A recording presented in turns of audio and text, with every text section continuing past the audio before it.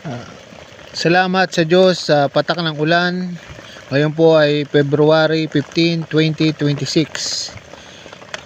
At salamat sa Diyos, dininig mo ang panalangin ng mga magsasaka na umulan ngayon dahil halos mahigit isang buwan na rin hindi na ulan dito sa Laguna, Batangas.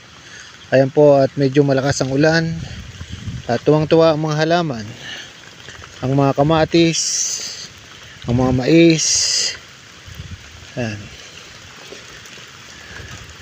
Ang mga lupang tigang na lupa na nag-aantay ng patak ng ulan, makapagtanim na ang mga magsasaka.